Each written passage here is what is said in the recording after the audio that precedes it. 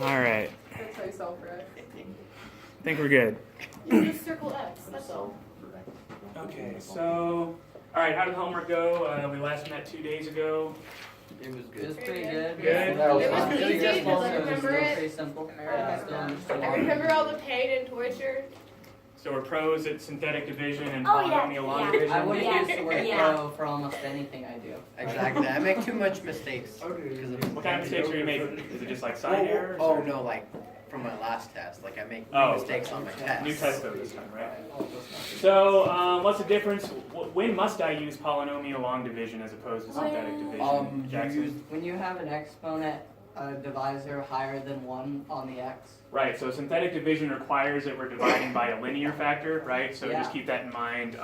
Most often it's going to be the case that we can use synthetic division, but there will be occasion, probably on your test, where you're going to have at least one problem with the divisor of degree higher than 1, yes. Do you think your phone is actually going to pick up the audio? Yeah. But you talk kind of quiet. No, he doesn't. Well, not for us, but for the camera, I think. No, I think I talk plenty loud, especially in the other room. I got to fill a lot of volume in there. I think I do all right. Alright. So, Just piss him off. It's a And then you'll Samsung, see yeah? him get yeah. Yeah, Nice no, phone. me and Careless, Alexis yes. taped the Samsung, to my Samsung to my wall so we could videotape something, and everything, it had tape all across the screen and everything. and the stereo, and it recorded It us like recorded there was everything nothing there. perfectly fine. Yeah, okay. So all valuable material for my boss who's going to see this video. Let's take a look at the board here. I've written down everything we're going to need. This is just a refresher. This is the division algorithm, right? We know that when we do polynomial long division or synthetic division, we can write the end result this way for any polynomial p of x. New material today, although we did see it last year in Algebra 2, is this remainder theorem, which is interesting. It says if we divide by a linear factor x minus c using synthetic division, our remainder is actually equal to p of c. So what does that mean? Let's take a look at an example. It might actually be easier to do synthetic division rather than evaluate a polynomial directly for some given c.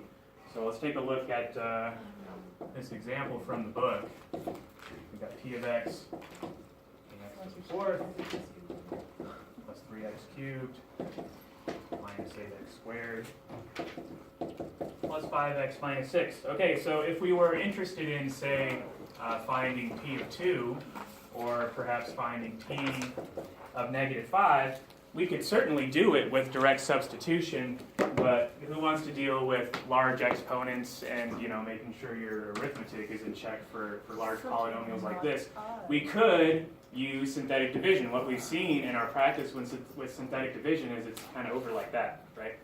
So let's take p of 2. Let's find p of 2 using the remainder theorem. And what this is telling me I can do is perform synthetic division, take a look at the remainder, and I'll find exactly what p of 2 is without having to look at the polynomial directly. So as we list out our coefficients of the polynomial p of x, we see that we don't have any missing powers of x. We remember we would have to substitute a 0 as the coefficient for any missing powers. So as I list this left to right, we got 1, 3, negative 8, 5, negative 6. Okay, so we'll see how quickly this goes. We drop the 1, 2 times 1 is 2, this is 5, 2 times 5 is 10, we've got 2, 2 times 2 is 4, 9, 2 times 9 is 18, and it looks like what we have here is 12. So if we were interested in writing out the results of our synthetic division, we would know that the quotient is a polynomial of what degree? What do you think? X cubed. Jackson. Probably a 3rd degree. Definitely a 3rd degree, right? Because we know if we take a 4th degree polynomial and we divide by a linear factor, it's going to go down to n minus 1 in general, but here it's going to go down to a 3rd degree polynomial. So if we cared, we could say that the quotient here, just as a review, is going to be what? What is this polynomial? X cubed. 5x squared. 5x Plus squared? 5x squared. Okay. Plus 2x plus 9. Remainder. Yeah. 12. And our remainder is, yeah. Picture retakes. Anybody? Any 11th graders in here? Because I missed 11th graders last hour. Okay. So then our remainder is what? 12. 12. And so, you know, I keep writing the remainder as a function of x. We most often see that it's just a constant. But we did see in a couple of examples the last time we met that when we divide by a second degree polynomial as a divisor, when we're using polynomial long division, the remainder could indeed be a function of x, right? So that's why I keep writing r of x. Okay, so some more practice. Let's take a look at p of negative 5. So here I'm going to list out the same coefficients, 1, 3, negative 8, 5, and negative 6. So we just go through the motions, right? So Negative 5, yeah, 2, negative 2, right? 10, negative 2. Looks like we got a positive 25, and so we have a 19. So what can we say? We can say a couple of things. We can say, first of all, by our example in the first half of this problem, that p of 2 is equal to what? 12, right? We found that the remainder was 12. We can say that p of negative 5 is equal to what? 19. 19. And so how could we check our work? Thoughts? Plugging it in. And just plug it in. Why don't we evaluate p of 2 the way we might have before we learned about this remainder theorem? It works, I already did It that. works. Okay, so 16 plus 24 minus 32 plus 10 minus 6. So what do we got there? 48, 18, 12. So there we go. Looks like we do indeed get the same result with direct substitution. Tells me I've taken the right steps. Yes, John? Don't you have to flip the signs on the divisor? So here, let's take a look at that. Let's come over here to the remainder theorem. It says, if a polynomial p of x is divided by x minus c using synthetic division, the remainder is equal to p of c. So for p of c, we're going to divide by a linear factor x minus c. Let's take a look at p of 2. So by the remainder theorem, my divisor is going to be x minus 2, right? And what do we remember from when we first learned the division algorithm? It said when you're dividing by a linear factor here, we're going to use the opposite sign. So we actually do go back to a positive 2 here. So I can understand your confusion up to this point. We've always been saying use the opposite sign, but when we're interested in p of 2, the remainder theorem is telling us that we're going to divide by a linear factor x minus 2, and what we remember from the division algorithm is that what goes in this handy little box here is the opposite of this sign here. So this would be a 2, I promise. So just remember here when we're using synthetic division to evaluate these polynomials, we're just substituting what's in here directly into our little box. Okay. So then we could ask ourselves why this works, right? Cassidy would ask herself why this works. She wouldn't just take it at face value, right? Yeah, I actually checked this, so that's true. It's true? Yeah, I had to make sure. Okay, I mean, we could investigate though, right? So, pardon me. So here, let's look at the general case. So let's just over here on the big board put what we get from our division algorithm. And so let's say we were interested in dividing by a linear factor like we've been doing. Let's say specifically that our divisor is going to be x minus c. Just like the last problem, we're gonna test out the remainder theorem with a linear factor x minus c. So given this right here, I can make a substitution. I can say that the polynomial p of x is going to be equal to x minus c, right? Times whatever quotient we end up with, plus here, I'm going to say that the remainder is not going to be a function of x anymore. It's going to be a 0 or some constant. I can say that because what we've seen is that the remainder must have a degree less than the degree of the divisor. This divisor has a degree of 1. I'm guaranteed, and this is what we've been seeing over and over again, that with the division by a linear factor x minus c, this is either going to be 0, showing that what x minus c is a factor, right? Or it's going to be some constant, some other constant. So by this, then, let's test out the remainder theorem. Let's look at p of c. This remainder theorem purports that p of c is going to be equal to just the remainder. And here, if I'm evaluating the polynomial at c, anywhere I see an x, I'm going to put a c here. So it looks like I've got c minus c times the quotient evaluated at c plus some r. What is this here? 0. 0. So it looks like, indeed, p of c is equal to r. like we expected. So that's just some motivation to see why this is true. Yes, Jackson? Where did our Q of C go? Where did our cube, it's times by 0. It was Yeah. times by 0. yeah, so who cares what this is really, right? It's going to be 0, regardless of what it is. C minus. Yeah, C, this term here, C minus C yeah. becomes 0. 0 times whatever this is going to be 0. Okay, so so you can imagine if if I had a polynomial of maybe 9th degree, at that point maybe it's easier to start using synthetic division to evaluate a polynomial at some number rather than having to deal with exponents that large. Because really this synthetic division, we're just multiplying numbers, adding and subtracting, right? So that is your remainder theorem. We move on to the factor theorem here, which we covered in depth last year. We've alluded to it a number of times in the last week or so. When we've been doing synthetic division, what we're eventually going to be using it for is for finding roots of polynomials, right? We're gonna maybe be given one root of a 4th degree polynomial, and what we've seen is that if we perform synthetic division, the quotient, right? The quotient is going to yield our remaining roots. And what we must always find is that when we perform the synthetic division, we better get 0 as our remainder. That tells us that indeed the divisor is a factor of the larger polynomial. And that's what this is saying. It goes both ways. If you divide by a linear factor x minus r, right, and you find that, well, first, see how this ties into the remainder theorem here.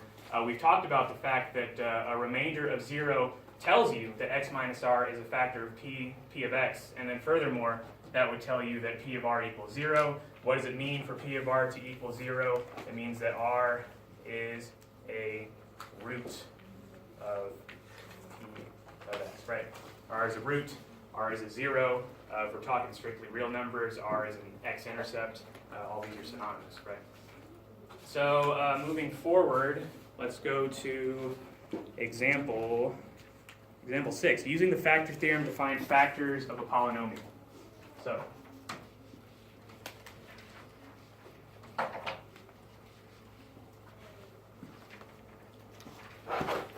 what do we got here?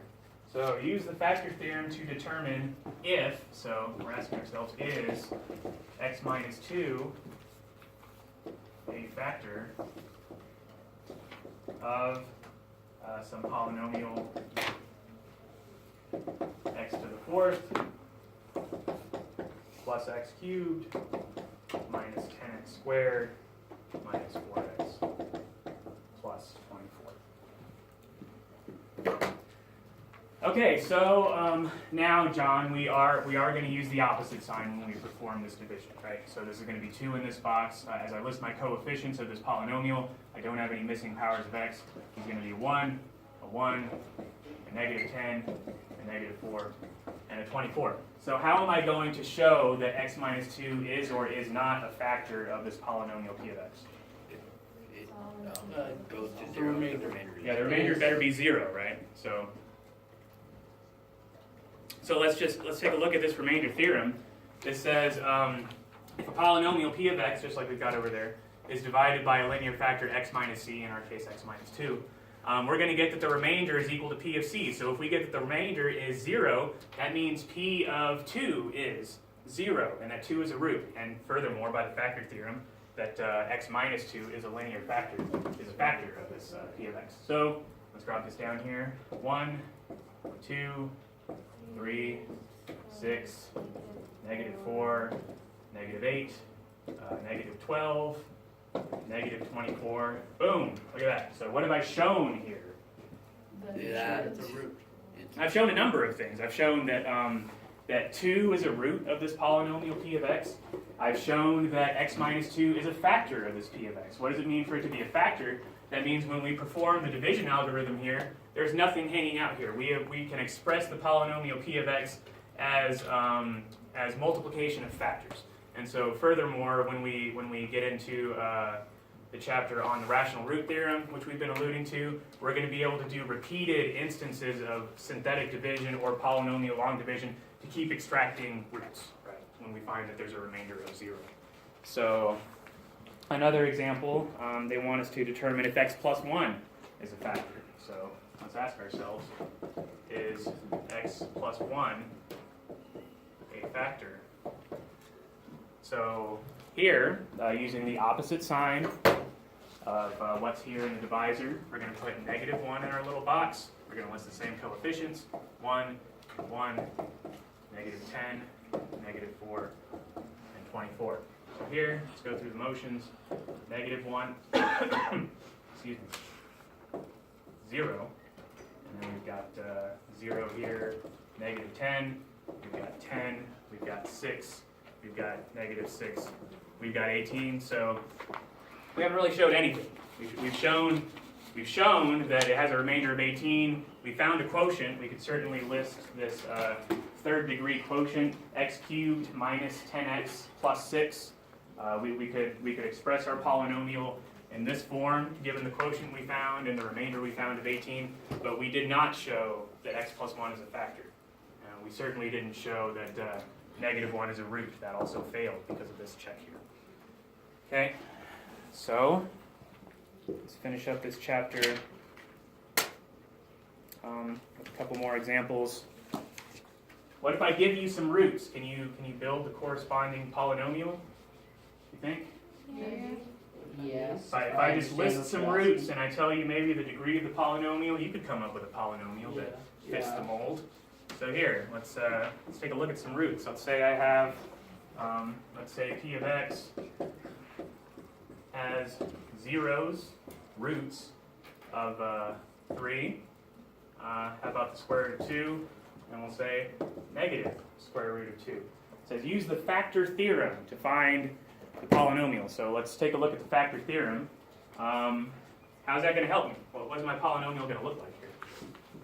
So the third degree. So notice here this says p of x has zeros, 3 square root of 2 and negative square root of 2. We know it's going to be at least degree 3, right? We could have a 12th degree polynomial that happens to have these 3 roots, but it's certainly going to be at least third degree. So why don't we build a third degree polynomial? So let's say p of x is going to be equal to, what do you think? What's that? X cubed? Not x cubed. X minus 3. X minus 3, right? Oh. So what the factor theorem is telling us is if we have that 3 is a root, x minus 3 is a factor. If square root of 2 is a root, x minus the square root of 2 is a factor. So we could just list this. Right? X minus negative square roots of 2 is this right here. So there we go. There is a polynomial that totally fits the mold. Is it the only one? No. I could put, if I was so inclined, I could put a 3 here. That polynomial also works. I just scaled it by a factor of 3. So pretty simple stuff, right, using the factor theorem. Let's move on to our last example.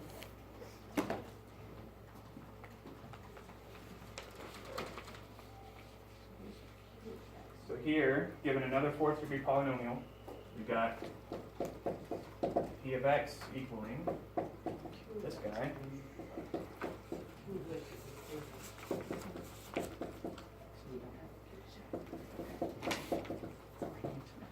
Is this the same one we had earlier? It is.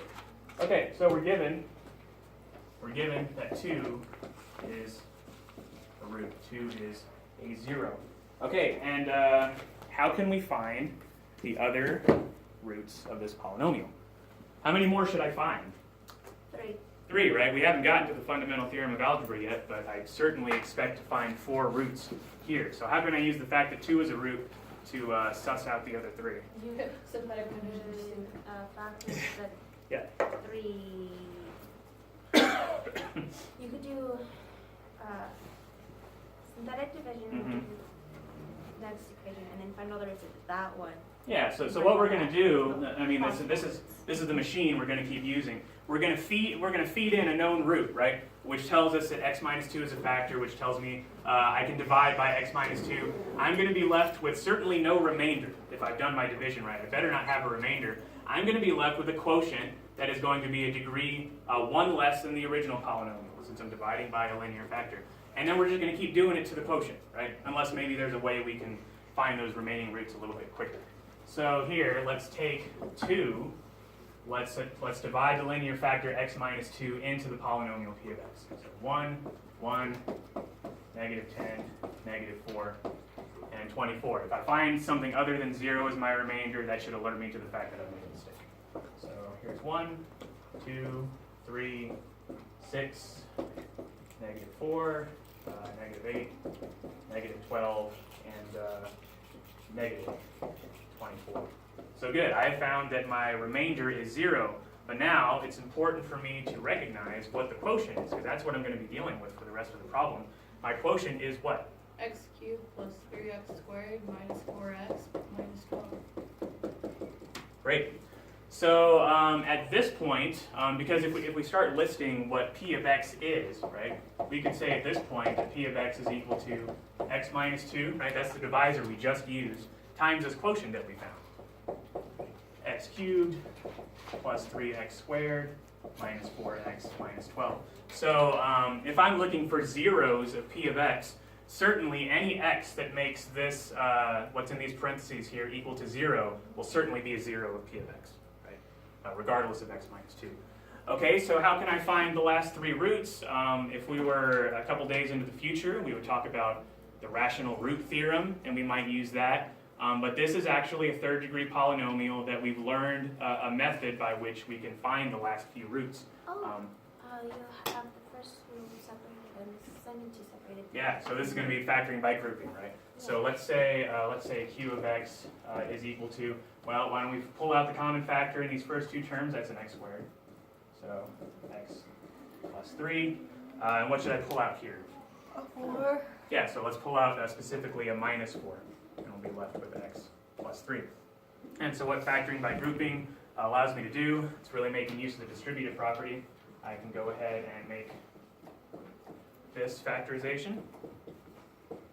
So, okay, we can now say that p of x is really equal to x minus 2, x squared minus 4, and x plus 3. So as we start listing our roots here, so I'll just off to the side here, start listing all of our zeros, right? We have x equals 2, that was given. We can certainly see that negative 3 is a root. If x is negative 3, this linear factor is 0, everything is 0, that's what we want. So x is negative 3. What about this? 2. That's just 2. Negative. Or negative 2, right? So Plus here, minus. this is a difference of squares. So we've got x minus 2, and x minus 2, x plus 2, x plus 3. So we've accounted for this root. We've accounted for this root. We have not yet accounted for x equaling negative 2. Yeah, we have. We accounted for x equaling 2, right? But But we hadn't accounted for negative 2. So what do I make of this? Does this make sense to get the same linear factor repeated? Yeah, well, so what we have here in its nicest form is this right here, and we might specify here that this has a multiplicity of 2.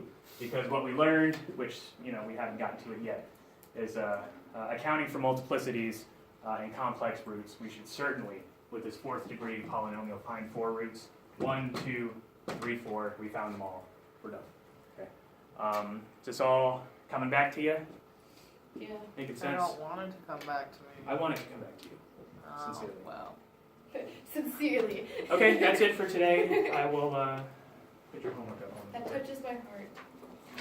It's touched my heart. Be upset. Let's see.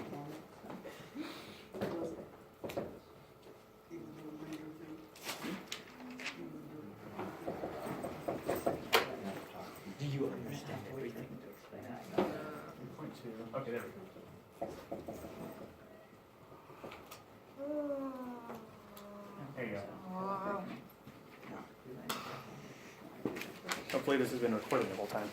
Yeah, I was- Okay, good. That would be a bummer. I was watching it. Thank you. Private.